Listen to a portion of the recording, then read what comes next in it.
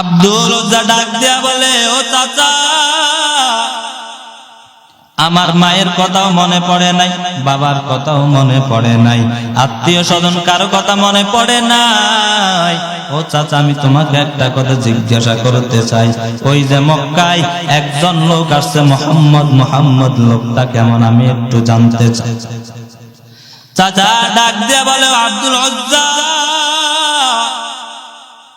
ওই যে মক্কায় একজন লোক আসছে মুহাম্মদ, ওই লোকটা অনেক ভালো। বলে কেমন ভালো? বলে ওই লোকটার মতো ভালো আর দুনিয়াতে কেউ হতে পারে না, কারণ ওই লোকটার ধর্ম হলো ইসলাম। ইসলাম ধর্মে থাকা সত্ত্বেও ওই লোকটার কাছে আমাদের ধর্মের বিভিন্ন লোকেরা তার কাছে আমানত রাখে। তার নাম দিয়েছে মানুষে আলামিন, সত্যবাদী, আমানতদারি। কারণ কেন জানো? কারণ সে কখনো মিথ্যা কথা বলে না, সে মানুষের সাথে প্রতারণা করে না, মানুষের সাথে কখনো ধোঁকাবাজিও করে না। ওই মুহাম্মদ লোকটা অনেক ভালো,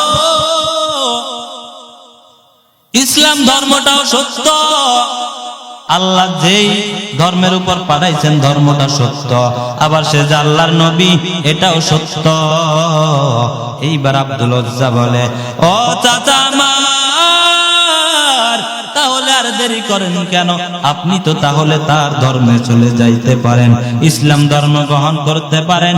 এইবার চাচা ডাক দিয়া বলে, ও ভাতিজা আমার, এইটা তুমি কেমন কথা বলো? ওই মুহাম্মাদের মতো ভালো কেউ নাই, যদিও ভালো তার মতো কেউ নাই রে আব্দুল উজ্জা। একটা কথা শুনে রাখো, আমরা সারা জীবন লাত উজ্জার পূজা করে আসছি। আমার বাপ দাদারা ওই লাত উজ্জার পূজা করছে, আর যদি আমরা সেই ধর্ম ত্যাগ করে দেই তাহলে তো তাদের সবার নাক কাটা যাবে। অতএব আমি তো চাই না আমার কারণে আমার বাবা, আমার দাদা, আমার গোষ্ঠীদের নাক কাটা যাক। ও আব্দুল উজ্জা, এইটা জীবনও পারবো না, কারণ আমি আমার ঐতিহ্য নষ্ট করতে চাই না। যত কিছু হোক না কেন আমি আমার ঐতিহ্য নষ্ট করতে পারবো না। এইবার আব্দুল উজ্জা ডাক দিয়া বলে, ও চাচা আমার, তাহলে শুনেন, আপনি যদিও ঈমান না আনেন, শুনে রাখেন আমি ওই মুহাম্মাদের উপর ঈমান এনে ফেলছি। ওই আব্দুল উজ্জা ডাক দিয়া বলে, ও চাচা, আপনি হয়তো বিশ্বাস করবেন না, তাহলে শুনেন, আমি এখন আপনার সামনে পড়ে নিলাম, লা ইলাহা ইল্লাল্লাহু মুহাম্মাদুর রাসূলুল্লাহ। এইবার আব্দুল উজ্জা চাচার তো মাথা গরম, কারণ আব্দুল উজ্জার চাচা তো তার ঐতিহ্য নষ্ট করতে চায় না, কিন্তু তার ভাতিজা তো তাদের মান সম্মান নষ্ট করে দিল। এইবার আব্দুল উজ্জাকে ডাক দিয়া বলো, ভাতিজা আমার, তুমি যদি এই ধর্মতে যদি না থাকতে পারো তাহলে আমি তোমাকে আমার ঘরে জায়গা দিব না। বলে, ও চাচা, আমি তোমার ঘরে থাকতেও চাই না, কারণ আপনারাই বলেন মুহাম্মদ সত্য, আপনারাই বলেন মুহাম্মদের মতো ভালো কেউ নাই, আপনারাই বলেন মুহাম্মদের মতো আমানতদার কেউ নাই, তাহলে আপনারা কেন ঈমান আনবেন না? অতএব যেহেতু আপনারাও বলেন, অতএব আমি আব্দুল উজ্জা ওই ধর্মে চলে গেলাম, আমি আপনার খানাও খাবো না, আমি এখান থেকে চলে যাব। এইবার আব্দুল উজ্জার চাচা ডাক দিয়া বলে, ও ভাতিজা, তুমি যে চলে যাবা আমার কোনো মানা নাই, তবে একটা কথা শুনো, তোমার পরনে যা আছে এগুলো তো সব আমার টাকার কিনা, তুমি যে জামা পরছো, কাপড় পরছো, এগুলো তো আমার টাকার কিনা, অতএব তুমি এখান থেকে যাইতে পারবা, একটা শর্ত আছে, জামা কাপড় আমাকে দিয়া দিবা। আব্দুল উজ্জা ডাক দিয়া বলে, চাচা ঠিক আছে, নিয়ে যান, সমস্যা নাই। আব্দুল উজ্জার সাথে সাথে গায়ের জামাটা খুলে দিয়া দিল। এইবার যখন আব্দুল উজ্জা চলে যাবে, এইবার চাচা ডাক দিয়া বলে, ও ভাতিজা, জামাটা তো দিয়া দিছ, ওই যে পরনে কাপড়, ওই কাপড়টা কে দিবে? এইবার আব্দুল উজ্জা চোখের পানি পালাইয়া বলে, ও চাচা আমার, আজকে যদি আপনার জায়গা আমার বাবা হইতো তাহলে কি এমনটা করতে পারতনি? ও চাচা, এইটা কেমন কথা বলো? আমি একটা যুবক, আমি কিভাবে আমার লুঙ্গিটা আপনাকে দিয়া দিব? এইবার চাচা ডাক দিয়া বলে, ও ভাতিজা, এগুলা আমি কিছু শুনতে চাই না, আমার পরনের, তোমার পরনের কাপড় দিয়া দাও, কারণ তুমি আমার ধর্মে এখন নাই, এখন আমার কোনো মায়া নাই, কারণ তুমি যদি আমার ধর্মে থাকতা তাহলে তোমার প্রতি মায়া থাকতো, এখন যেহেতু আমাদের ধর্ম ত্যাগ করে দিছ, অতএব তুমি তোমার কাপড়টাও খুলে দাও। আব্দুল উজ্জা চোখ দিয়া পানি পড়ে।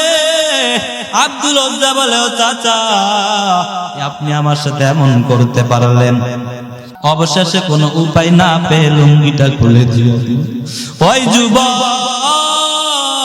পরনে কাপড় নাই, ওই যুবক আব্দুল উজ্জা লজ্জাস্থানটা কোনোভাবে হাত দিয়া চাপা দিয়া ধরে চলে যাইতেছে, চিন্তা করতেছে, দেখি আমি একটু আমার সৎ মায়ের কাছে যাই, দেখি আমার মা কিছু দেয় কিনা।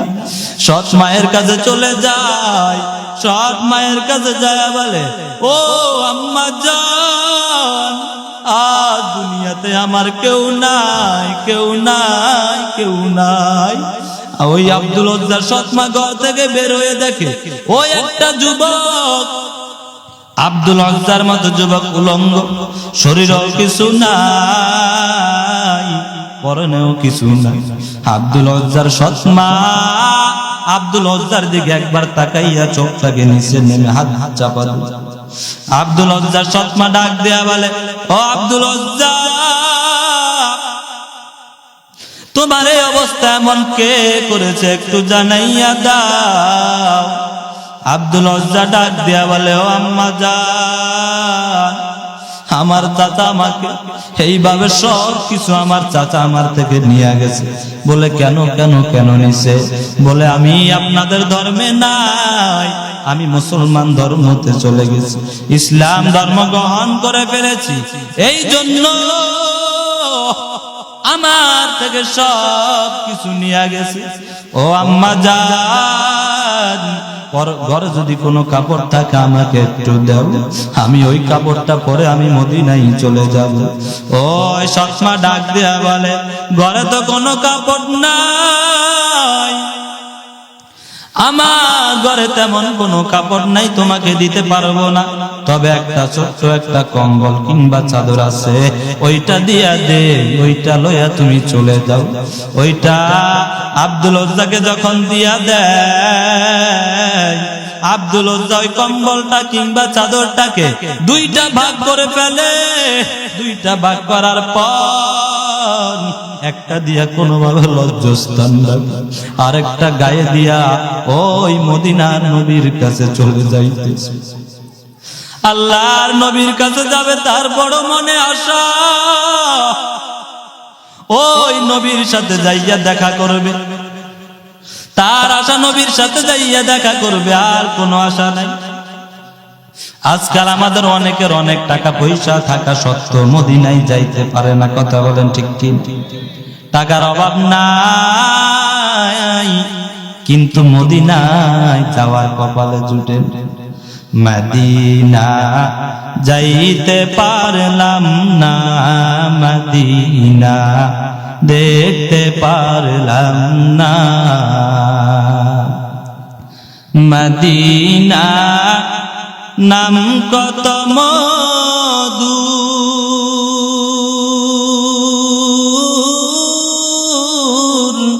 মদিনা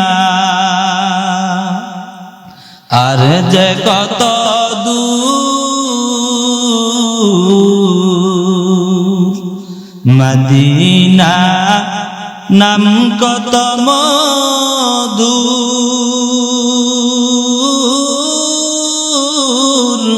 মদিনা আর যে কত দূর,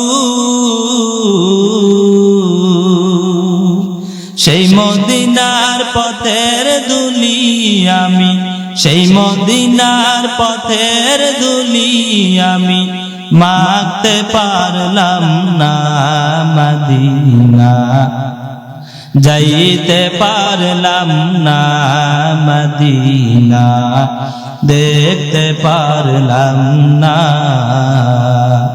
আমি অসহায় তাই এত দূরে রই আমি অসহায় তাই এত দূরে রই শুধু সালাম জানাই মদিনা যাইতে পারলাম না মদিনা দেখতে পারলাম না মদিনা নাম কত সুন্দর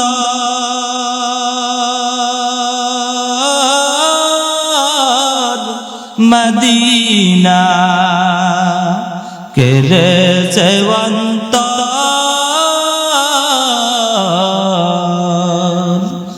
মদিনা নাম কত সুন্দর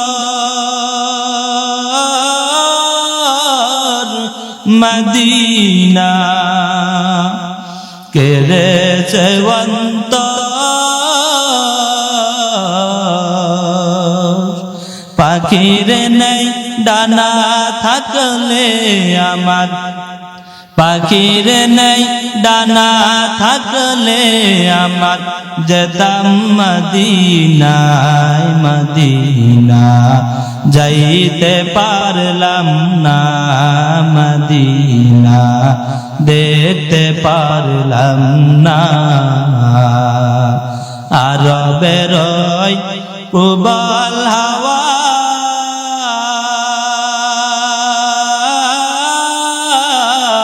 পশ্চিমে করেছ দাওয়া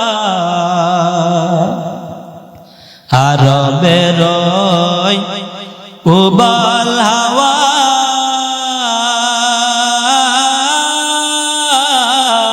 পশ্চিমে করেছ দাওয়া এই গরিবের দুঃখী সালাম এই গরিবের দুঃখী সালাম পৌঁছে দিও মদিনায় মদিনা যাইতে পারলাম না মদিনা দেখতে পারলাম না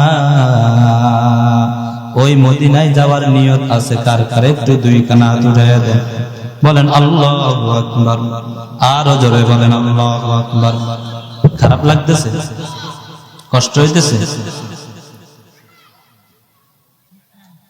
ওই আব্দুল ওজ্জা ডাক দিয়া বলে ও আম্মা জান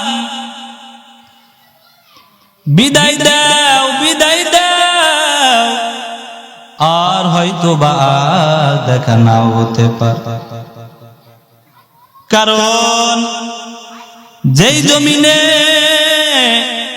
আমার আপন বলতে কেউ নাই একটা পরনের কাপড় নিয়ে যাইতে পারি না যেই জমিন থেকে ও আম্মা জান আর এই জমিনে আসা হবে না ও আম্মা জান বিদায় দাও আব্দুল ওজ্জা সৎ মায়ের থেকে বিদায় নিয়ে ওই নবীর কাছে যাইতেছে অনেক দূরের পথ ওই আব্দুল ওজ্জা হাঁটতে হাঁটতে অনেক দিন পর ওই নবীর দরবারে হাজির হইছে নবী একদিন মসজিদে নববীতে বয়ান করতেছিলেন বয়ান করা অবস্থায় আব্দুল ওজ্জা